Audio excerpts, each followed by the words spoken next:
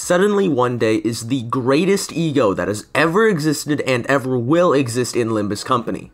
In order to find out why this is, however, we should start with the stats. Suddenly One Day has an attack weight of 1, a -1 offense level, and a floor of 14 with a ceiling of 28. It costs 4 resources, specifically 3 Lust and 1 Gloom, and it costs 10 Sanity. On hit, it inflicts 10 of a randomly selected status effect, chosen from Burn, Bleed, Tremor, Rupture, and Sinking. Its passive gives Gregor some healing and protection on low health, and also has the pretty minor effect of making an enemy and an ally lose more SP. The passive isn't why we're here, however. You see, as I said before, Suddenly One Day is the best ego in the game, and now I'll explain why. Suddenly One Day can inflict 10 Sinking.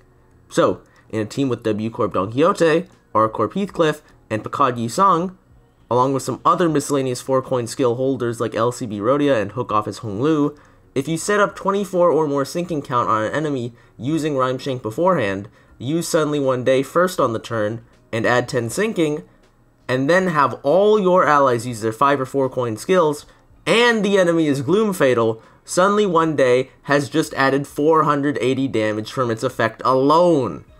But you may be wondering, why such a weird team? Well, that's because Suddenly One Day can benefit from Bloody Mist. So, you can add 480 damage, but then also deal double damage with a 30 power skill in Mirror Dungeons.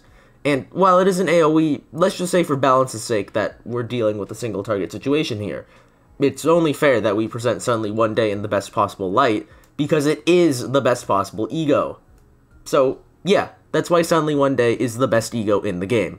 In the right circumstances, it can deal hundreds of damage with only one use, and if you've got Commemorative Coin and Mirror Dungeon, you're easily up to the thousands, with the cost of only 20 SP. All in all, Suddenly One Day is the ego of all time, and there will never be anything like it again. Well, except for, Holiday Heathcliff, which is like it. Ignore that though.